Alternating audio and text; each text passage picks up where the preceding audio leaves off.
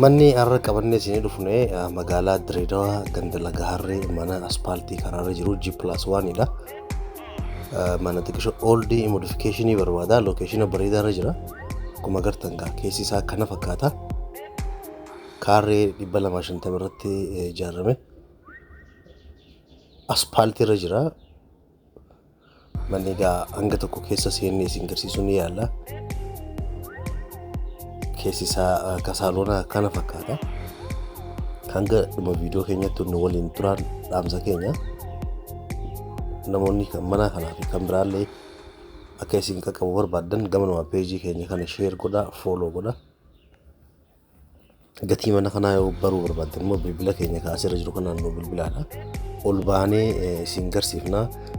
Garama gubbaarratti gizee baate magaalaan Dirreedawaa laga harree hedduu namatti tolti. Viidiyoo isaa hanga dhumaa laalaa na wajjin asiin akkanatti ol baanee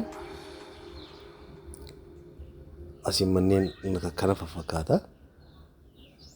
Asiin kilaasii 3 akkana ni qaba. Keessa seenuu hin dandeenye namni waan jiruuf hedduu namatti tola haalaan. Garama gubbaarraa gizeen ba'e immoo haalaan tolti magaalaan Dirreedawaa. Waaw! Gubbaa kana ammas teelekominikeeshinii kireeffate wanneen akka anteenaa kana dhaabbiin neetwoorkiidhaaf kiraa teelee kireeffatee jira gubbaa kana irraa laaligaa laga harree maal akka fakkaattu hedduu namatti tola.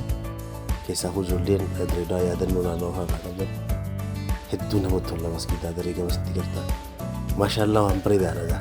Namoonni mana kana dhuftanii ilaaluu barbaadan bilbila keenya kaasirraa kanaan nu quunnamaan biyyaa nu gaariidha waaddaa.